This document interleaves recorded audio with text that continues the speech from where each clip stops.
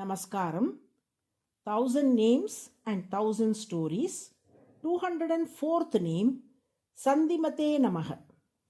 Nadamuni would often say, when it rains in a small area like a pond, only the sparrow's thirst is quenched.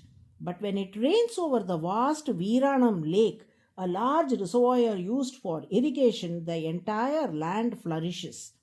This metaphor, expressed poetically in Tamil, captures a profound insight.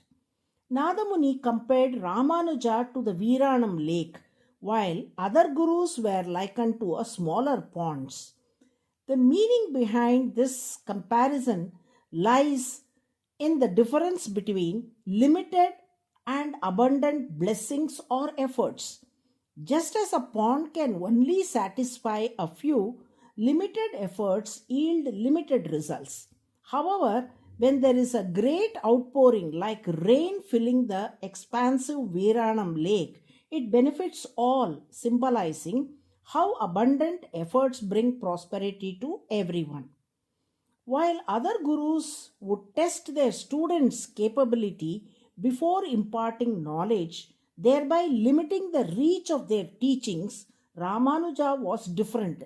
He welcomed all who sought knowledge without discrimination, allowing his teachings to reach a wide audience, including the uneducated and the marginalized, like the Veeranam's lake's water, which nourish many through its irrigation channels. Nadamuni, endowed with yogic powers, foresaw Ramanuja's greatness even before his birth. Nadamuni passed on these verses to his disciple Uyyakondar, instructing, "Teach these verses to your disciples. At the right time, whoever must understand them will understand." Uyyakondar taught them to his disciple Manakal Nambi, who in turn taught them to Alavandar, who then passed them to Periyanambi. None delved into their meaning, respecting the instruction passed down. When Periyanambi finally taught these verses to Ramanuja, he asked, "Do you know the meaning?" Ramanuja, understanding that these verses praised his future mission, refrained from verbalizing the meaning. Instead, he responded, "Rather than explaining the verses, let me fulfill the mission they imply." He then traveled to Veeranam Lake in Kattumannar Koil, where he observed the lake's 74 irrigation channels. He understood Nadamuni's verses as a call to spread his teachings widely through 74 disciples, even reaching the unlearned. Ramanuja appointed these 74 disciples as Simhasanadipatis, lords of the throne, giving them authority and respect. Through them, he spread the Vaishnavite tradition, presenting each disciple with an idol of Lord Narasimha and instructing them in the Narasimha mantra.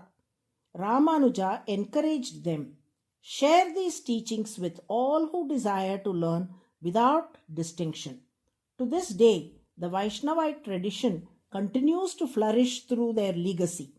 Lord Narasimha, ever protective of his devotees, is invoked with the name Sandhiman, the 204th name in the Vishnu Sahasranamam, symbolizing his unceasing grace and presence.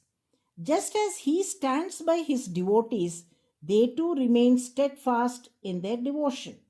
At Ahobilam, devotees undertake challenging terrain to see 9 forms of Narasimha, and at Sholingar, they climb 1300 steps to reach his temple.